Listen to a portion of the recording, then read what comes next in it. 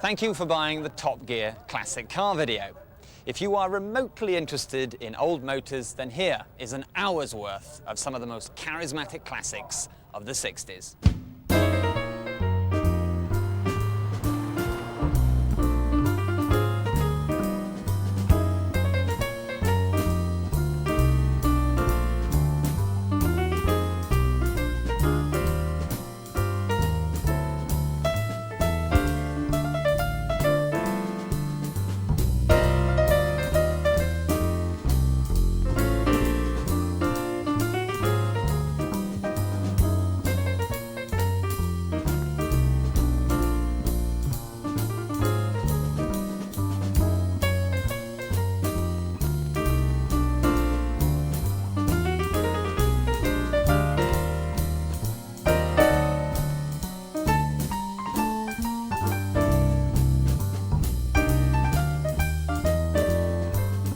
Now, if you're looking for any rhyme, reason or logic in the cars I've selected, don't bother, because there isn't. I haven't grouped them together in any order of merit, value or historical significance.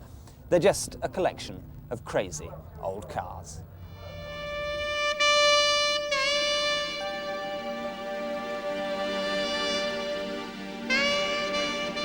There are old cars and old cars.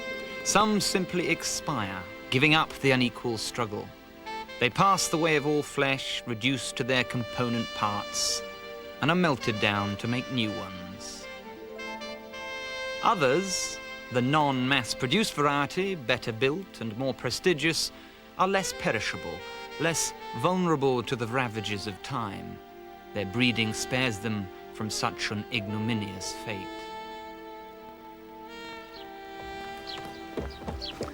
But there are a handful that last longer than most.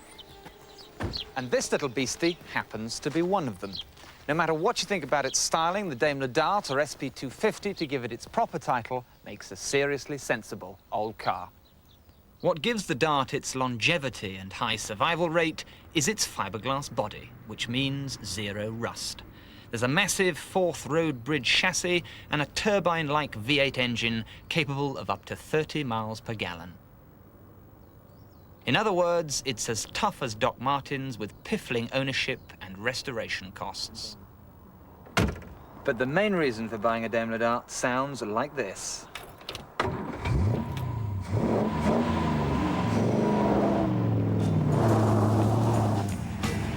The 2.5 V8 Edward Turner designed power unit is the Dart's tour de force and an absolute lulu. If anything, it's too fast for the rest of the car.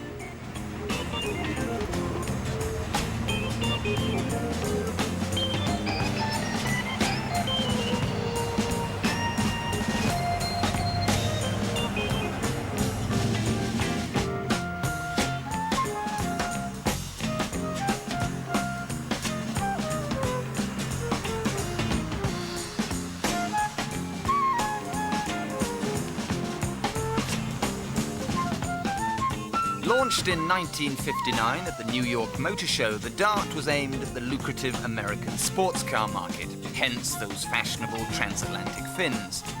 Dodge had already trademarked the name Dart, so Daimler had to climb down and call it the SP250 instead. If the Daimler Dart has a claim to fame, it's the car that sunk Daimler. The car-crazy Americans weren't impressed, and only 2,400 found enlightened owners. The SP250 was desperately outgunned by the likes of the Big Healy and the Jaguar EType. In 1960, Jaguar bought out the ailing Daimler company and axed the sportiest car that Daimler had ever built in 1964.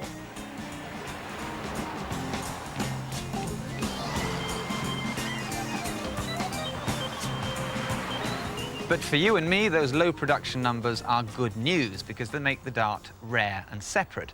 Most of the cars went to America, so there can't be more than a few hundred left in the UK. When's the last time you saw one?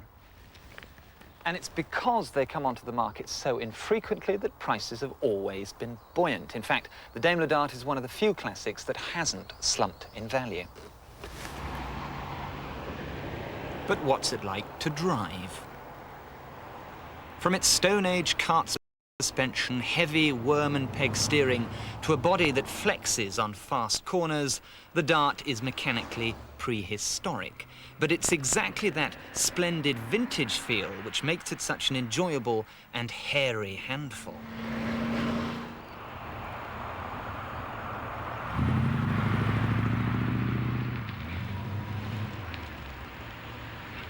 But watch the handling. Treat the loud pedal roughly and the back end will soon be overtaking the front.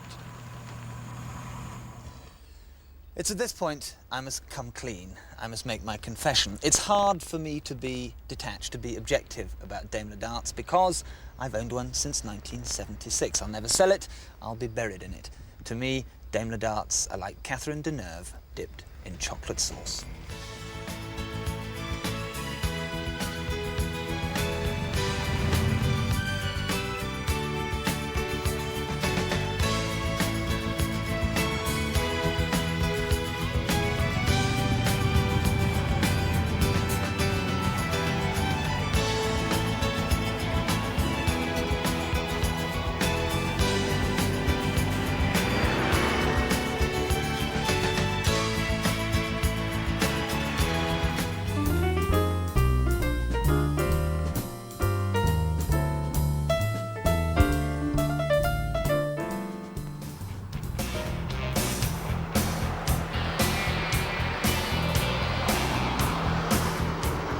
Just what is it about the Triumph Stag? Why does it capture people's imagination so? In a classic car magazine survey, the Stag won top slot in a list of readers' most desirable cars. In the old car boom of the 80s, prices for mint examples rose as high as £25,000. Even car thieves love it. The Stag enjoys the dubious accolade of Britain's most stolen classic car. Clearly, to some people, the Stag is the best thing since Marilyn Monroe bath mats. A swish four-seater convertible, a classic in which to cruise. But the Stag wasn't always the peppermint cream of classic cars. Launched back in 1970, its development was plagued by strikes. A British Leyland takeover of Triumph didn't help, and appalling quality control did the rest. By 1973, the Americans, a huge and very important market for the Stag, were so sick of their cars overheating that Triumph pulled out of the American market altogether.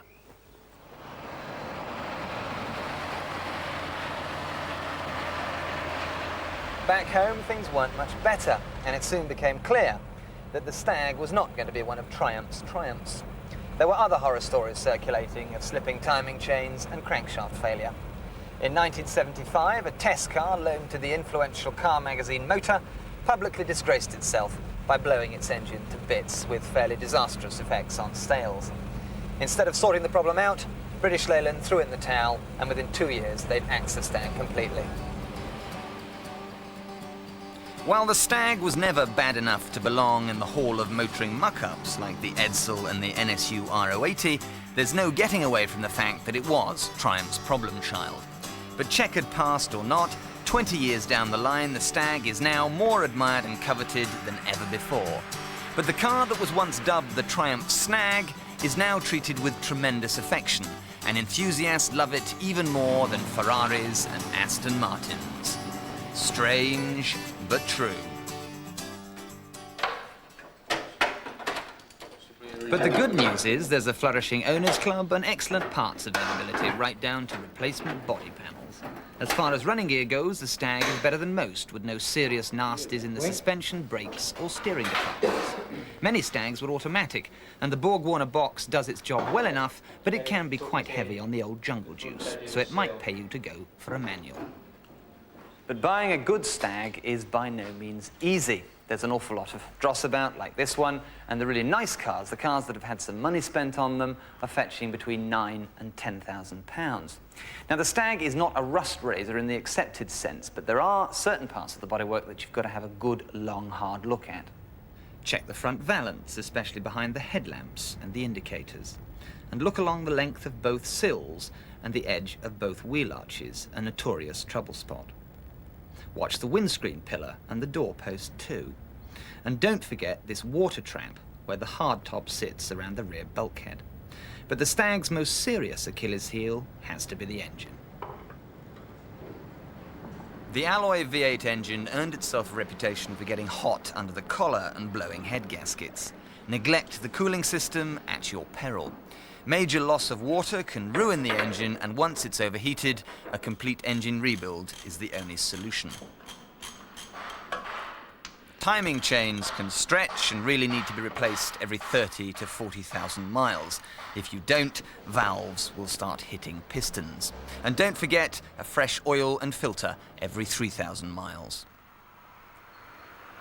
But once you get behind that wheel, it's easy to see the attraction. The thing people most remember about the Stag are the sound effects, that lovely V8 wooffle. Music. It's not fast by modern standards. There's a reasonable clip of speed, but it's no road burner. The handling's not the last word either. What you see is what you get. A pretty, period four-seater convertible that makes you feel, well, special, separate, individual.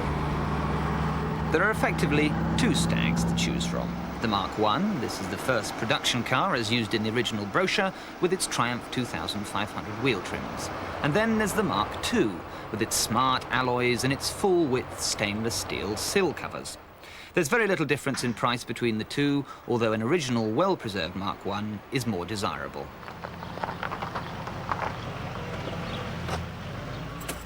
But perhaps the most interesting thing about the Stag, and one way to explain its enormous popularity, is its image. Ever since the car was conceived, it's always been seen as a teeny bit blousy. A pampered wife's car rather than the real sports car. A bit too soft, a bit too pretty. Dare I say it, a bit hairdressery. But it's exactly this friendly, unintimidating, pretty quality which gives the Stag its appeal.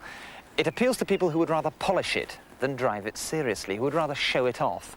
The Stag is essentially an embellishment, an adornment, a showpiece, a cherished relic of a happier time. But would I buy one? No. With a very good Stag costing around £10,000, that's an awful lot of money for a motor car with a shadow over its reliability. I couldn't spend my life with one eye looking at the temperature gauge. I couldn't live with the Stag's fragility. But that's just my opinion. All those enthusiasts can't be wrong.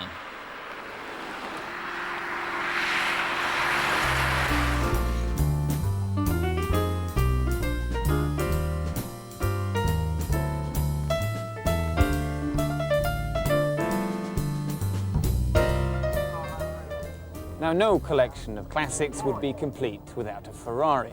But instead of choosing the usual Daytonas, 250s or Testarossas, I've chosen the baby of the breed, the Dino 246.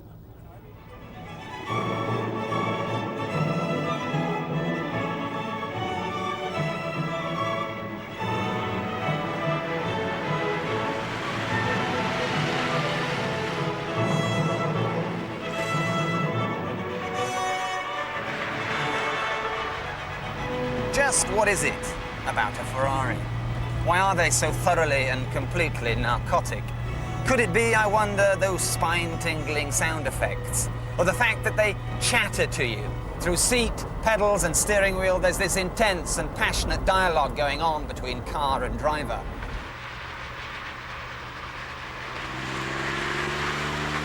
Perhaps it's because they're so poised and accurate, attached to the road by a thin membrane of sensuality. Whatever the allure, this, the Dino 246, is a very special creation of Enzo Ferrari's because it came not from the head, but from the heart.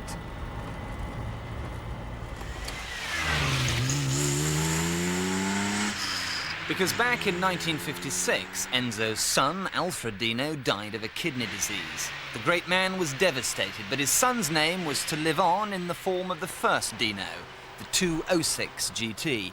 Designed by Pininfarina, it was simply called the Dino. Only 150 206s were built, and in '69 the 246 was unveiled at the Turin Motor Show to universal acclaim. Now, Enzo was no fool. He knew that the Dino needed more than just beauty to sell, and by dropping a larger 2.4-litre engine in the car, it could now lock horns with the Porsche 911, the Dino's only real rival. And it worked. Superlatives for the baby Ferrari flowed like Chianti. Motor Magazine said it was a car that could not be faulted in any area of importance, that it was perfection and gave car and driver a feeling of unsurpassed unity. And it was quick. The speedo needle could nudge 150 and it could scamper to 60 in 7 seconds. And all this with only half as many cylinders as a Ferrari should have. Between 1970 and 71, sales doubled both in Europe and North America, hardly surprising with a very reasonable £5,000 price tag. The Dino quickly became one of these 70s cars to be seen in, and was one of the most popular Ferraris ever made.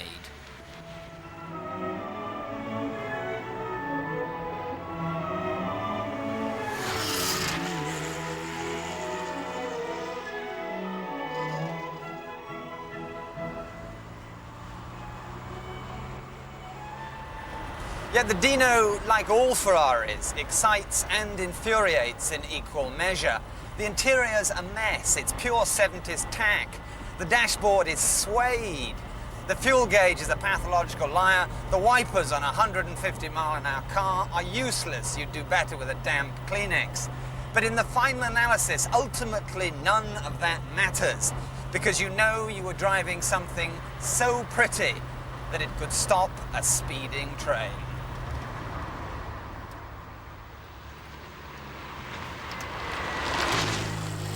During the classic car price boom of the late 80s, Dino values peaked at £80,000. But today, £25,000 buys a decent one and £35,000 an absolute cracker.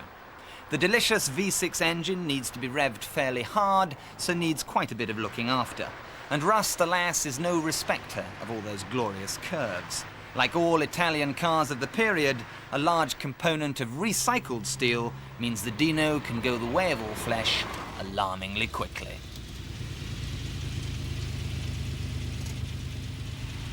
But for all that, the Dino is not only drop-dead gorgeous, it's exquisite to drive as well. And I reckon it belongs in the Hall of Fame of the all-time greats. And if you think that's an outrageous statement, ponder on this for a moment. If you had £30,000 worth of spare loot to spend on an old car, which would you have? A Jaguar EType or a Ferrari Dino? That has to be the most difficult question you'll ever have to answer.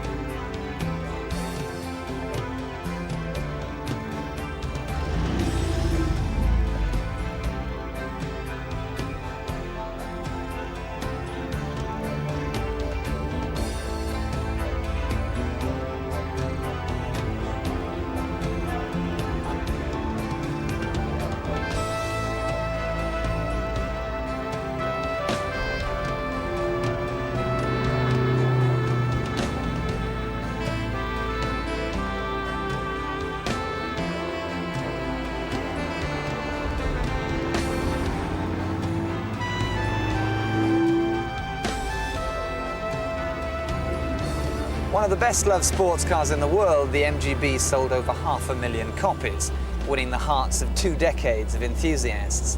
With bulletproof mechanics, modern performance and sheer affordability, it's got to be the nearest thing you'll get to a sensible classic car. I think its appeal lies in the fact that, first of all, it's a classic English car. It's a very nice car to look at and a very good example of English design at its best. Secondly, it's a lovely car to drive. I always drive with the top down, except when members of my family are with me who insist that it's up, but when I'm alone, I have the top down, and that's the nearest thing to sailing that you can get. You know, you can feel the wind in your face, and when you get off a motorway and away from the fumes and out in the countryside, oh, it's just a lovely car, winter or summer.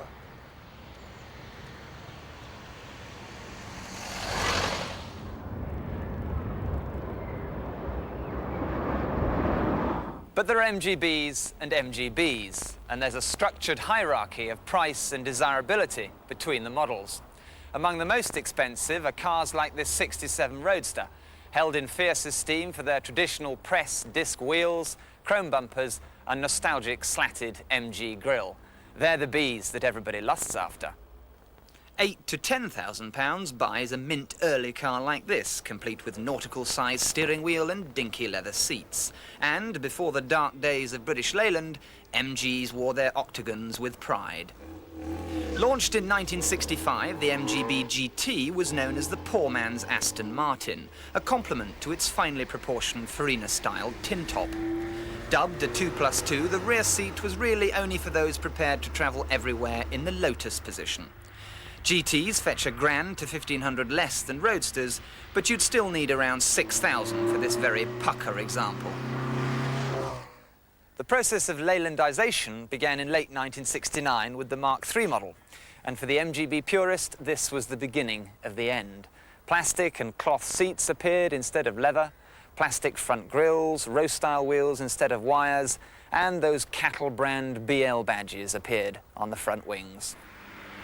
As a cheaper alternative to an early model, Mark IIIs make good buying sense. Presentable cars start at £3,000, and despite those dubious cosmetic embellishments, they're as much fun to drive as the original, something which can't, unfortunately, be said for their successors. 1974 was a bad year for the B. Rubber bumpers and higher ride height were demanded by the American market, and Leyland's idea of a trendy interior didn't help either. The thing now literally weighed a ton, was slow, ugly, and handled like a wayward supermarket trolley. Age, though, has mellowed the rubber bumper models, and at the moment they represent the cheapest entry into MGB ownership. Don't get carried away and pay fortunes, though. £1,500 buys something with an MOT, all the way up to £6,000 territory for a real cracker. Before you part with any money, beware valuation certificates which are based solely on a photograph. As far as I'm concerned, to value a second-hand car without physically inspecting it first on a ramp seems like a recipe for disaster. Take this very superficially tidy V-registration Roadster. Looks good on top, but if we whip this wing off, you could see where it's starting to go. If we look at the inner wing strengthener here, some good rust here, that'll have to be replaced. Bottom of the front wing, just where it joins the sill, again, that's going. And this outer sill looks superficially sound, but underneath it runs the castle section. Now, if that's badly rusted, it can affect the torsional rigidity of the shell and will cost about £300 per side to replace. And prod the rear spring hangers, another favourite for the MOT man. Mechanically, the MGB is one of the most reliable classics I know. Noisy tappets shouldn't be a cause for concern. A clonking as you accelerate is more likely to be prop shaft or back axle, rather than any serious gearbox nasties. Perhaps the most reassuring thing about owning an MGB is the amazing parts availability. There's an entire multi-million-pound industry solely devoted to the car. At places like this, you can buy everything from a brand new body shell to an uprated handling kit, or a spare ignition key or hood fastener. And it's all off the shelf. Would that all other classic cars were so well served. Most bits are now in production again, and price-wise, you won't need friends at Fort Knox. If you've got the desirable overdrive option fitted, 27 miles per gallon is a legitimate expectation, and you can even convert it to lead-free petrol. Insurance on a classic car policy with a limited mileage is laughably cheap. For a 25-year-old with a clean licence doing 5,000 miles a year, fully comprehensive weighs in at just £210. Try that on a hot hatch. Top of the MGB ladder in performance terms comes the MGC and the V8, the B's muscular brothers. And if you think four-cylinder MGB performance might be a little bit tame, it's time you had a run in one of these. Distinguished by wider 15-inch wheels and a macho bonnet bulge, the C with its lazy straight-six 3-litre engine makes a lusty motorway cruiser, good for 120 miles an hour. Although some reckon the handling isn't up to scratch, it's a full-force machine and better than some armchair pundits would have you believe. Expect to pay £14,000 for a really stunning car like this. I'd spend my money on the V8. Shoehorned under the bonnet nestles Rover's accomplished 3.5-litre engine. Quick, poised and completely fuss-free, 60 comes up in around 8 seconds. Slingshot performance with total tractability. 8 grand should secure an original low-mileage car like this, but beware, they're addictive.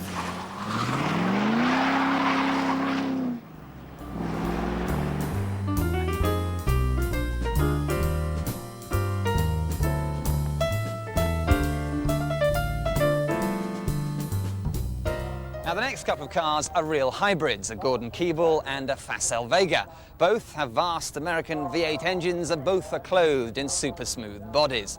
When we filmed the Facel, I had raging flu and had to spend half the shoot curled up on the back seat. But even though I was completely wasted, I wouldn't have missed it for the world.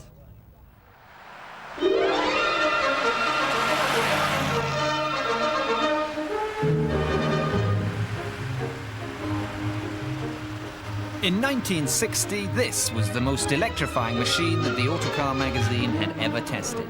Designed by Bertoni in Italy, but built in an aircraft hangar in Southampton, it boasted knuckle-whitening performance, matinee-idle good looks, and a thundering 5.4-litre, 300 brake horsepower Chevrolet Corvette engine.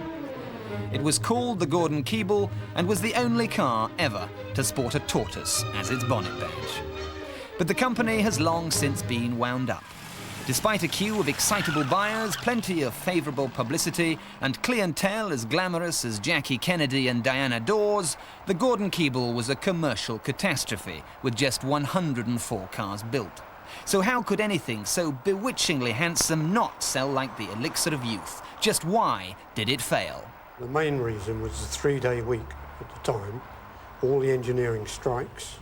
We had a full order book of 300 cars.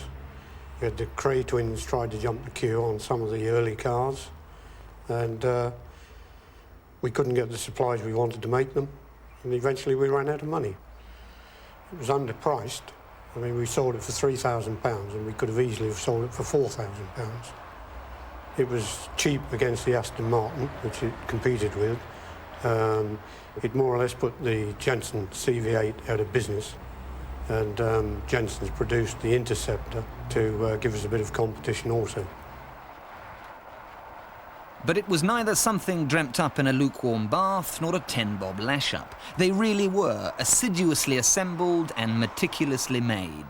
The car built to aircraft standards, read the advertising copy. Rhetoric that's proved true because the GK seems to have stood the test of time. A space frame chassis, that unsmashable V8 engine and a fiberglass body have meant that over 90 of these gorgeous Gordons have survived, with 60 still in regular use.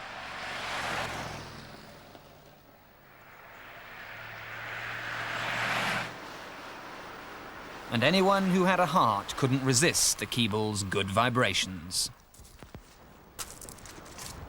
And these Flash Gordons have all the right qualifications: mile-swallowing performance, 4 seats, handsome European good looks, and bags of style.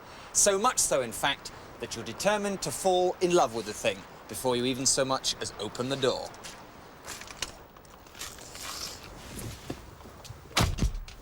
Inside, it's like the flight deck of an old Dakota. Lots of quilted PVC, fire extinguisher, black on white gauges, toggle switches. But I've got to read you a line from the handbook.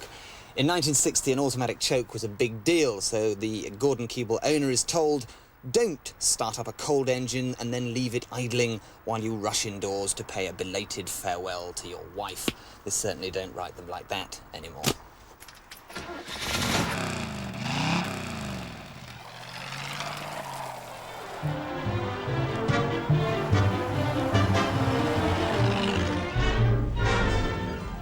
And Gordon Bennett is it fast.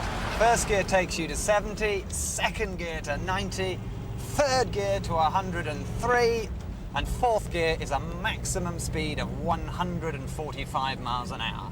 I'm here to tell you that the Gordon Keeble is a bit of all right.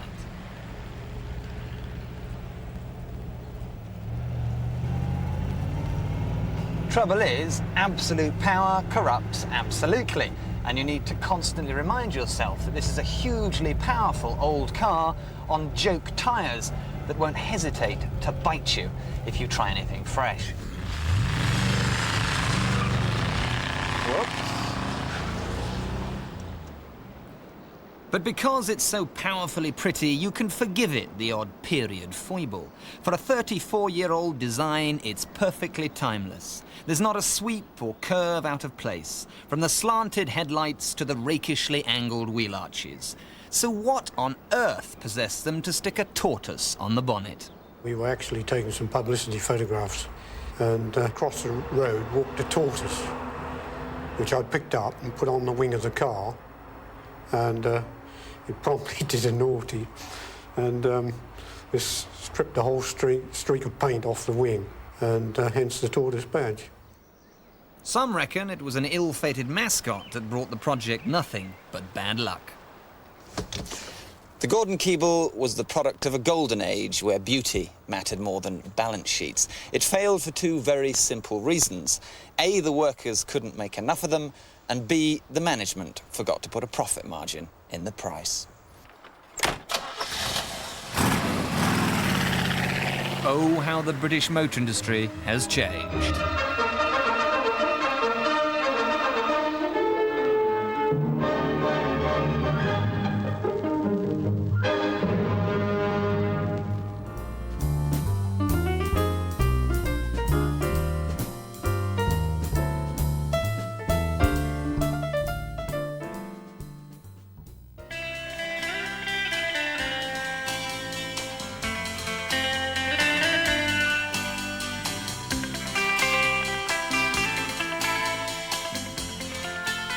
Back in '61, the Vega HK500 was dubbed the fastest four-seater sports coupe in the world. Hardly surprising, since it sported an Olympian 6.3-litre Chrysler V8.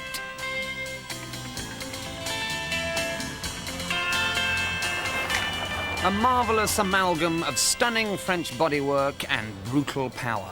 Sexier than Brigitte Bardot and throatier than Placido Domingo, it ranks as France's most beguiling supercar.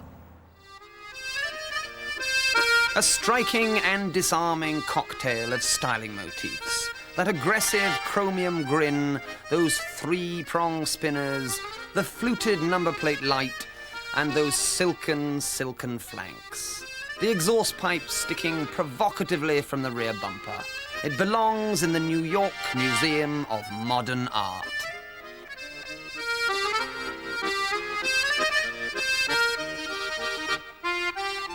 I'll make no apologies for showing you what is essentially a hybrid French supercar that no one's heard of, because the Vega HK500 is such a stylistic delight, so unmanningly pretty that you stand back and you look at it and you think, anything that looks this good must go so well. I bet this is a real stormer on the road. And the illusion continues as you get inside. Inside, it's pure rocket ship. How about this for a steering wheel? Near vertical, pointing straight at your heart, like something out of Rip Forster and the Forgotten Planet. Turn the key, and the big 6.3-litre V8 grumbles into life like a roused animal. But the best bit, my favourite feature in the whole car, is this marvellous gear selector. Press D, stroke the big organ pedal, and you're faced with your first disappointment. The woefully inadequate steering.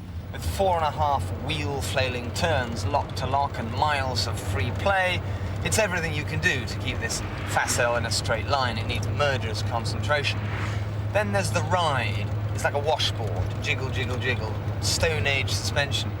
Then if you try anything clever, the front end kneels, the tyres complain in cinematic style, and then the back end breaks away. Simply put, the old Duchess doesn't handle.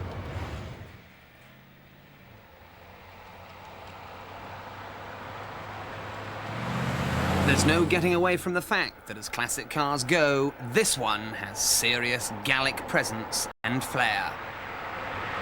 And it's that swish, glamorous Parisian elegance that's always kept prices of HK500s reasonably stable.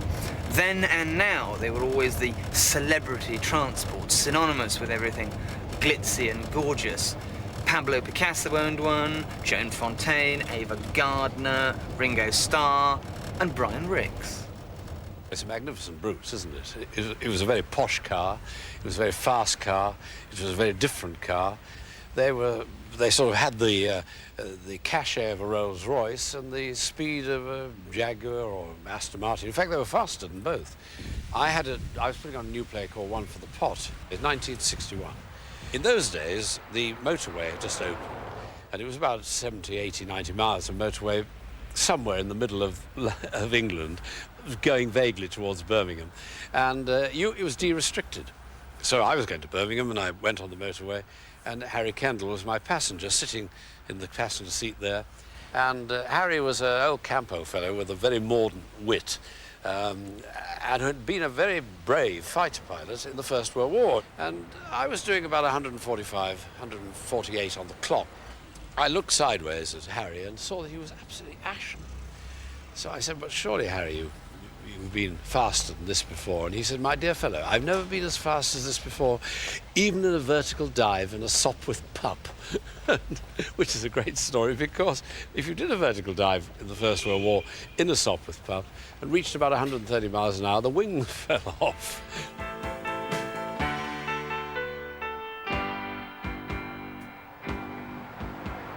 A cross between a Bentley Continental and a Mercedes Sports, this could never be called mere transport.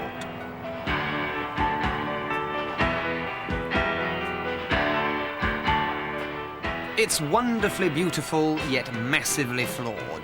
A Parisian grand routier that flunked out of finishing school. And that, in the last analysis, is the 500's raison d'etre. If it isn't a great car, it's so like a great car that most of us, at least while looking at it, find it hard to tell the difference.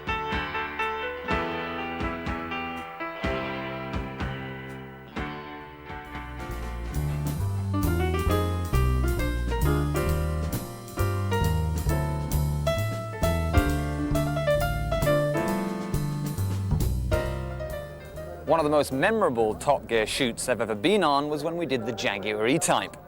We borrowed a couple of 3.8s, a helicopter, and headed up for Exmoor. 3 days of pure bliss.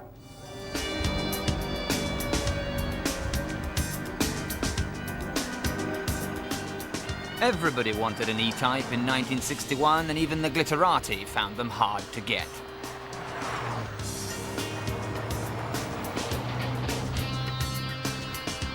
Jaguar shrewdly sold a handful to specially selected racing drivers, but the first owner was Bridget Bardot's husband, a man with a keen eye for curves. Jack Lemmon, Dean Martin and Charlton Heston were quick to buy one too, plus of course the odd British celebrity.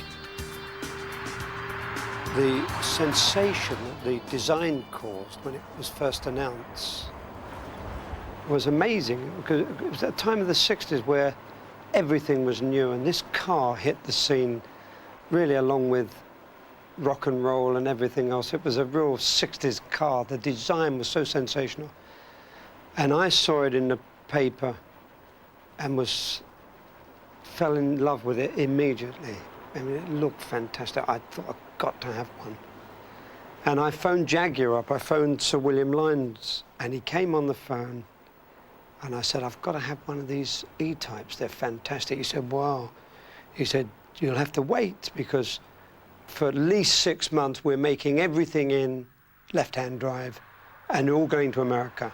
He said, we've only got 6 right-hand drives. That's all we've made. I said, well, let me have one of those. He said, I can't. They're allocated. I mean, the list is endless. I said, please, please, I beg you, let me have one of these cars. Anyway, for some reason or other, he relented. He said, all right, let me phone you back. And Lofty England phoned me, and he said, OK, we're going to allocate, Bill Lyons has been on, we're going to allocate one of these 6 cars for our comp. You can imagine what I felt like. It was one of those rare combinations which Jaguar was famous for. It combined fantastic performance with the most creative, glamorous, wonderful design.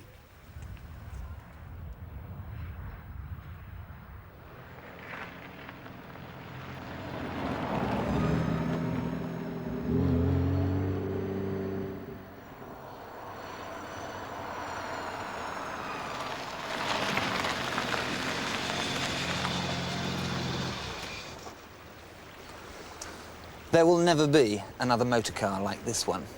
30 years on, it's still one of the most wanted cars in the world, still synonymous with everything smart and sporting. And if it can still bewitch us now, just imagine the impact it must have had back in 1961. The E-Type is simply a study in sensuality, a poem in steel, and one of the most beautiful things ever crafted out of metal.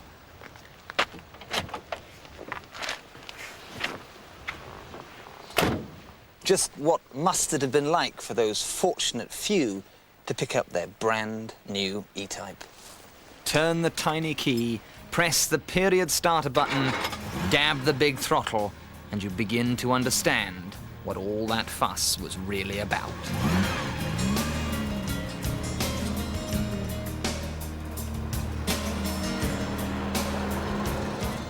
That vast phallic bonnet rises.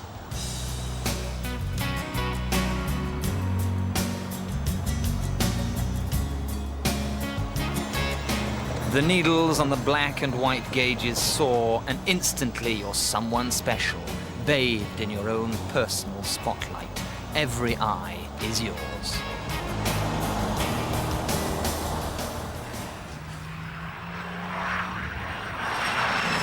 Driving an E has to be one of the most exciting things you can do on your own. On the de-restricted motorways of the day, unencumbered by speed limits, you could floor the throttle at 100 miles an hour and show a clean pair of exhausts to even the most determined of Ferraris. Remember that in '61, the E-Type was faster than many Le Mans racers. The first of the E's, the 3.8, was the most romantic. Jaguar claimed 150 miles an hour, but only the tweaked press demonstrators could actually do that. 145 was more the norm. But it remained an awesomely accelerative yet docile sports car, which set new standards. The 3.8 had heart-stopping brakes, a cramped hot cockpit, and glowworm headlamps, but nobody cared. The E caused a worldwide sensation.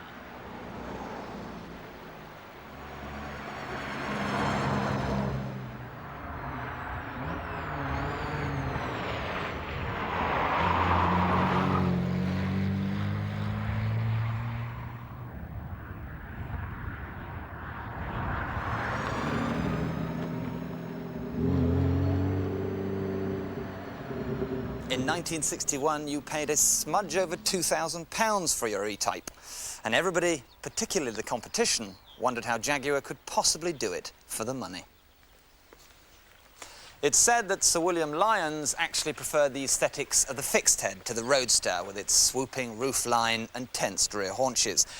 And I must say, I'm inclined to agree with him.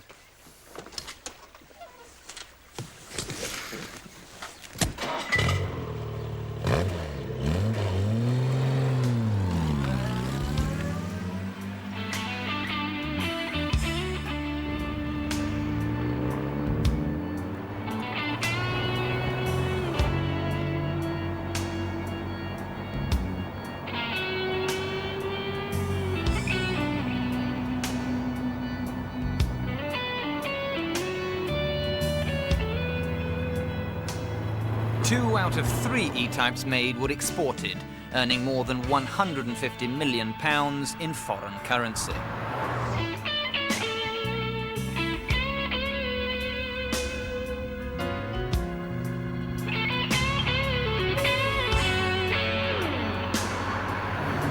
If it hadn't been for the Americans' insatiable appetite for all things Jaguar, the E-Type would never have been made. Ironically, it was the Yanks, with their obsession for safety, who emasculated the car, making it progressively softer and slower, culminating in the pot-bellied V12.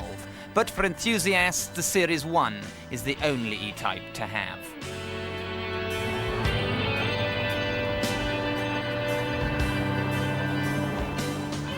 So the E-Type Jag remains a legend. One wit called it the greatest crumpet catcher known to man. And its sex appeal is as great now as it was on that memorable day in March 1961. It is still an automotive icon, a perfect blend of form and function. Frank Sinatra admirably summed it up when he saw an E-Type at the Jaguar dealers in New York. He simply walked up to the salesman and said, "I want that car, and I want it right now."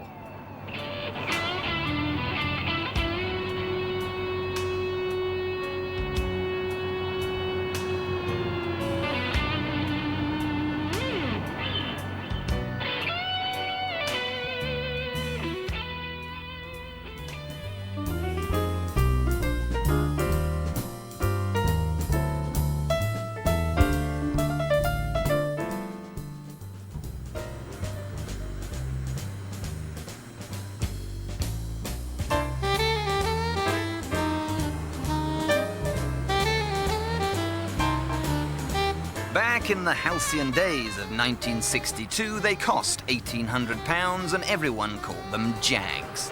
The 60s equivalent of today's BMW. A cad's car, raffish, fast, sexy and smart, driven by racing drivers, bank robbers and celebrities. From any angle, that feline shape looks good. Those rounded wings are like a cat's paws. The curved roof and arched back, the rear wings like haunches ready to pounce, and that famous grille like a set of snarling teeth. The Mark II has simply become a nostalgic icon, a symbol of a golden age.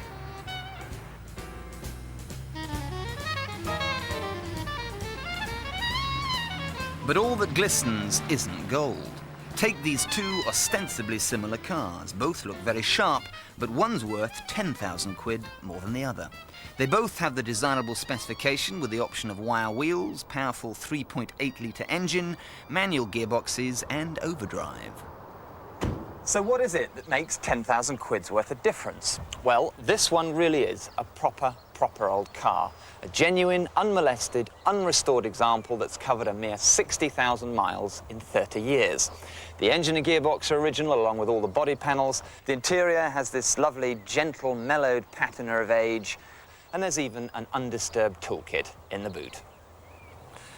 But what makes this car a prince among Mark IIs is this day one inch-thick history file. If we look through it, we've got the original Buff logbooks, a bill for £3.12 and sixpence for fitting a new windscreen washer motor, a continuous run of MOTs, and sheaves of bills. And it's precious documentation like this which gives any classic car that all-important provenance and originality. Look behind the shiny flanks of the cheaper car and we can see signs of filler, rust and past repairs. It's not that this one is a bad car by any means, and it does sound very tempting at £8,000, but to get the bodywork of this car into anything like the condition of that car is going to soak up twice as much again. It's got its fair share of rot. Likewise, the interior, the leather, is well past its first flush of youth, and a retrim won't leave any change from 4,000 quid. Throw in a full mechanical rebuild and the total bill is going to come to something like £25,000. And at the end of the day, it's still an old Mark II of indeterminate mileage without that lovely history. But the real place to start looking at a Mark II Jaguar is not the top, but the bottom. This is a Daimler V8 250, a Mark II with a Daimler grille and V8 engine. 2 years ago, a car in this condition would have been advertised as ripe for restoration, with a suitably mad price tag. Once up in the air, there's plenty of serious corruption, the Mark II's Achilles heel. This one's got all the classic Mark II rust traps, the pan-hard rod mounting here, which secures the rear axle to the body, the rear leaf spring hangers, the inner and outer sills, these are a real mess, and up here there's a hole where the jacking point used to be. The Mark II has a very, very complicated body shell, and when they get this bad, they're simply a welder's nightmare and beyond economical repair. To check that your potential purchase isn't as bad as this under the skin, take an expert with you to evaluate the likely cost of repairs.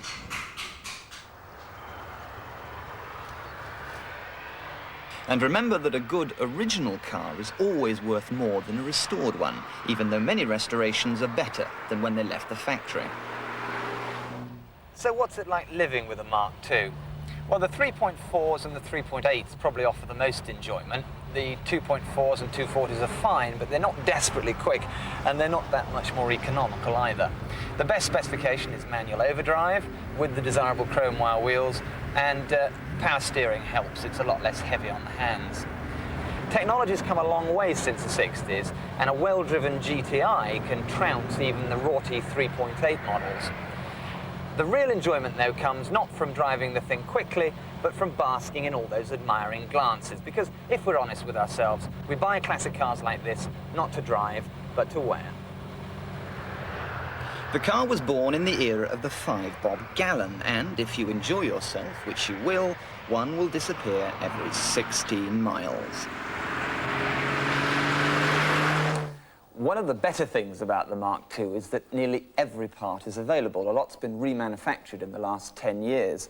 For instance, here's a sill, 40 quid, not as much as you might think. Door skins, £27. Leaping Jaguar mascot, 25 quid. And even the original windscreen sticker for £4.50. The wing has only just been remanufactured, and that's 500 quid. But while it sounds a lot of money, it's a very complicated pressing, and at least you can actually buy it brand new and just fit it onto your car without having to put repair sections on. So it's all here. No problems at all about sourcing parts. With cars of this age, most parts need replacement from time to time, so using a Mark II as everyday transport can be a challenge. As for an investment that pays for itself, forget it. As long as you do your homework, study the market carefully and look at several cars before you buy, the good old Jaguar Mark II has one of the best fun-to-money ratios of any classic available. And a good one can still prickle the hairs on the back of your neck. Only problem with the Mark II, it was always seen as such a villain's motor. So there it is, one of the most charismatic saloon cars ever made. Buy one, you won't be disappointed.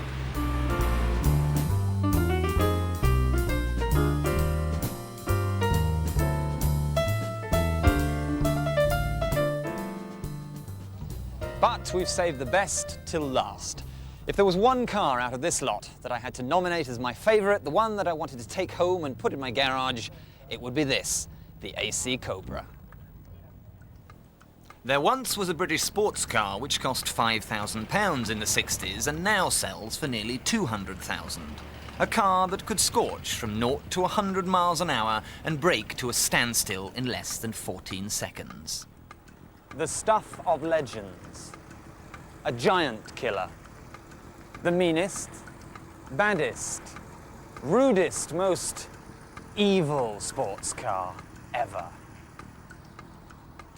The AC 7-litre Cobra.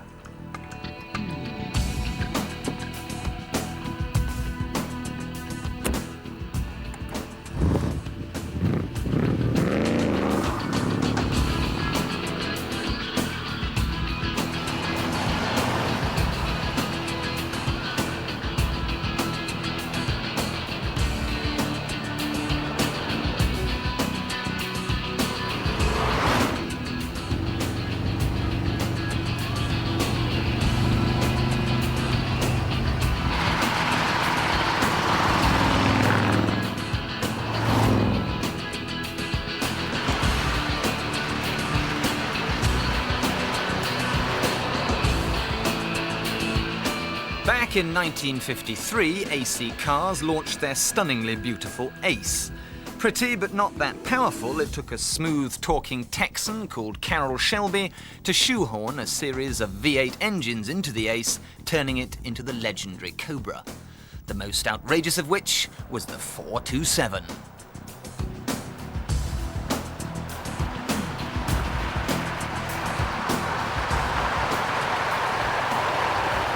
But this was no hot rod built in a back alley. The early 289 Cobras, that's the ones with the 4.7-litre engine, had cart springs, Stone Age suspension. So to cope with all the power, Ford got their computers at Dearborn to design a new chassis for the 7-litre. And it had anti-dive and anti-squat characteristics and coil springs at the back. An ultimate power it was. Top speed was 165 and 60 came up in a bowel-shattering 3.8 seconds. It was the fastest car the world had ever seen. Instantly it became known as a killer car. One Californian lost control at 100 miles an hour, his Cobra spinning no less than 10 revolutions before it went over a cliff. In 1969, a borrowed Cobra killed both its occupants by hitting a wall at 120 miles an hour, leaving skid marks 300 foot long. And one 18-year-old American plunged to his doom 200 foot down the Aspen Pass in Colorado. There was so much power from the back wheels that you could literally rip ruts in soft tarmac. And rumour has it that when Carroll Shelby took prospective purchasers out for a test drive, he'd stick a $100 bill to the windscreen, bury the throttle, and tell his passenger he could have the bill if he could reach it. The sheer push from the G-forces meant he won every single time.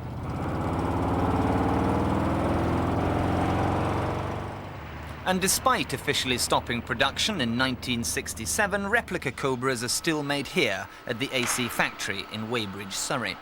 Traditionally hand-fettled with bodies painstakingly beaten out of aluminium. So why is this one legend that refuses to be forgotten? It's a primeval sports car. It's one of the most blood-curdling cars that's ever been made, and I don't think anything else has ever been made like it since. It's a product of hand-built British craftsmanship. The people that buy them are true car enthusiasts. I've always said that someone who thinks that they can tame a Cobra is an absolute fool. It needs respect at all times. The earlier Cobras, the 5-litre Cobras, you could tame. The 7-litre Cobras, you think you've tamed them, you abuse them once and they bite you back. You have it facing the other way round. You never ever tame a 450 horsepower car that weighs 1 ton. Because the Cobra's natural habitat was the racetrack, many were written off and destroyed, and it's not unknown for the less than scrupulous to build a complete new Cobra using just an old chassis number. Back in the days when they were raced, they were wrecked. New parts were bought, new chassis. Next week, the same car's back on the racetrack. The old tangled mass is still in the garage somewhere. Titles are changed over. Nobody bothered. And I suppose a good Cobra is what, worth a 427, certainly, 150, 200 grand? 150, 200,000 pounds, so it's worthwhile people dragging the old wreck out of the garage and rebuilding it. But I see you have this marvellous piece of history here with all the old chassis numbers. Generally known as the Bible. The Bible. And this is the definitive guide to Cobra chassis numbers. This is the records of AC cars. AC cars have recorded every single car they've made back to 1931. So let's take the 47 we've got here today, which is CSX 3167. Let's find out. Oh, here we have it here. 3166, 3167. It was produced by AC Cars on the 18th of the 8th, 1965. It was painted red with a black interior. There's your chassis number, and it was sent to Carroll Shelby in Los Angeles on the SS Risanja. And here is chassis CSX 3167. Now, this is no ordinary Cobra. This is the actual car as tested by John Bolster, the motoring journalist for the magazine Autosport, back in 1967, where he recorded such Olympian performance times that it made the Guinness Book of Records as the fastest accelerating production car in the world. And it's no wonder when you look at this, the mother of all engines. Now, here it is. A 427 cubic inch 7-litre Ford engine out of the Galaxy 500. Ford built this engine to go NASCAR racing, and it's got a cast iron block, alloy heads, solid lifters, and a double pumper Holley carburettor, pushing out 480 horses.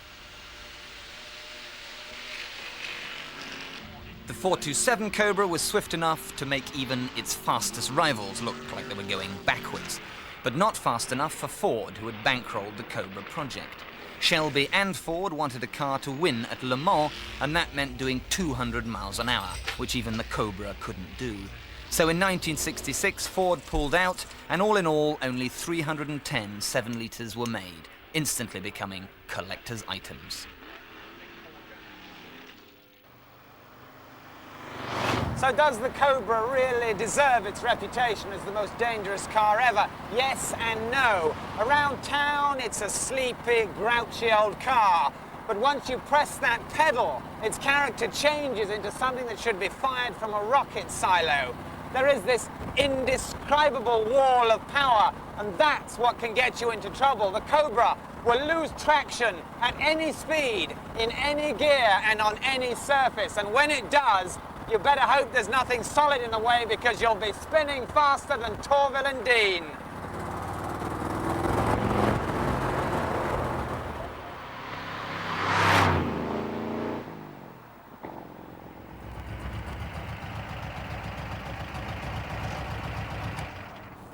So there it is.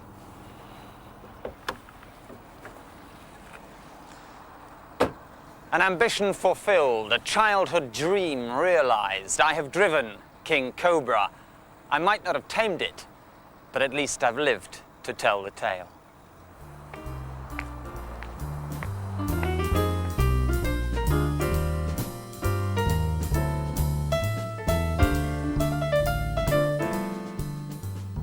So there you are, not an ounce of rhyme or reason in it.